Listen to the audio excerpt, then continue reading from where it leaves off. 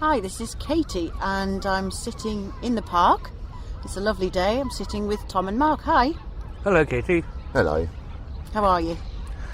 Okay, not too bad, thank you. You? Yeah, good. But we're going to find out about times when maybe things weren't so good, because we're talking about incidents and accidents. And Mark, I think you have quite an interesting story about this. I've got a catalogue of stories about accidents I could relate, but Which one's your best?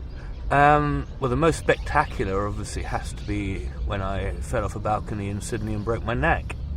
Now you can't. That is a story to end all stories, isn't it? I broke my neck.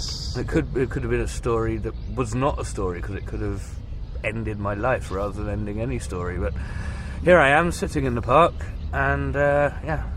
So how the hell did you fall off the balcony? I was outside on the balcony with a glass. At a party? Well, it wasn't a party. I went back to a friend's house for a glass of some wine and to watch a video and to get out of the pub. And I went onto the balcony in order to have a cigarette with a glass of wine in hand. I leant against the side of the balcony. The rail came away and I fell over with it.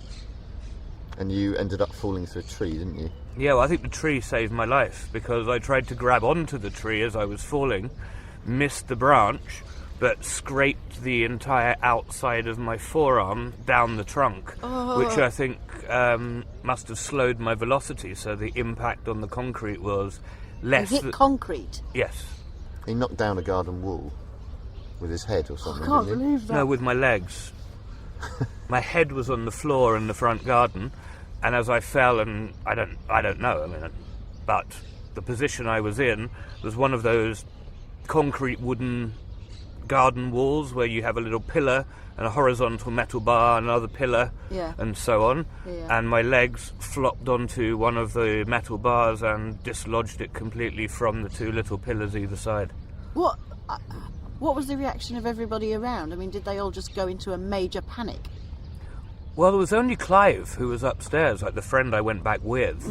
His flatmate Bronwyn was in a downstairs, well, in her bedroom on the ground floor. Can you imagine? And you just see this person falling past your window. Well, she heard a dull thud apparently and kind of panicked. But because of the area in Redfern, it's a bit of a dodgy area, so they had an exterior lockable door, like a cage, over the front door. So Clive ran down when he heard his flatmate scream, I think. I mean, I lost consciousness for a moment or two. He ran down, couldn't open the door, had to go back inside to get keys to then unlock the kind of cage door, by which point I'd come to and I was trying to get up and said something along the lines of, my neck, at which point he basically sat on my chest and immobilised my head with his hand.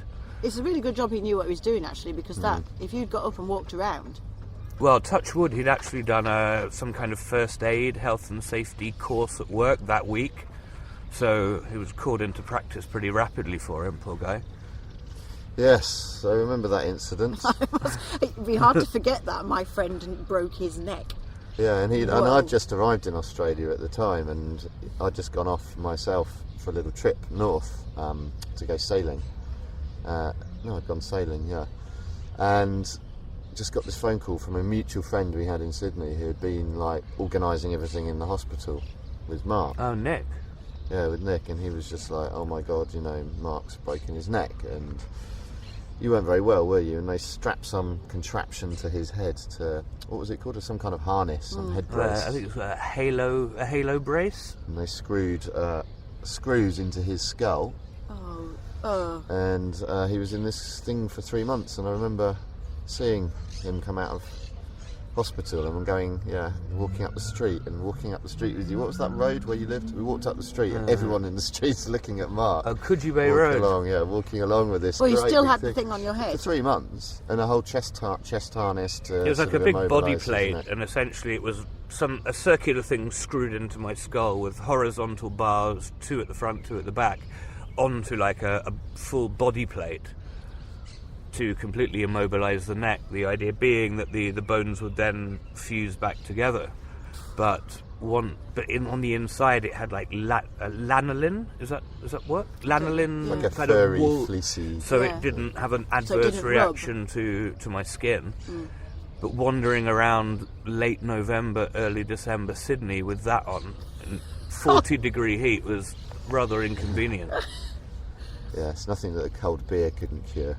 Well, inconvenient. That's a word for nearly killing yourself by falling out of a window. But there we go. I mean, I left the pub to go and have a very chilled evening because I was due to leave Australia on Monday, and this accident happened on a Friday night.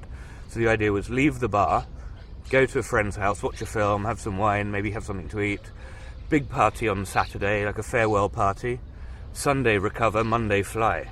I wonder statistically how many incidents take place on Friday and Saturday nights compared to the rest. I reckon it's Yeah. probably proportionally significantly higher. Well, in England, they have these kind of medical buses in towns now, Yeah. don't they? What are they called? In some of the sort of provincial towns, I saw a documentary, and Yeah.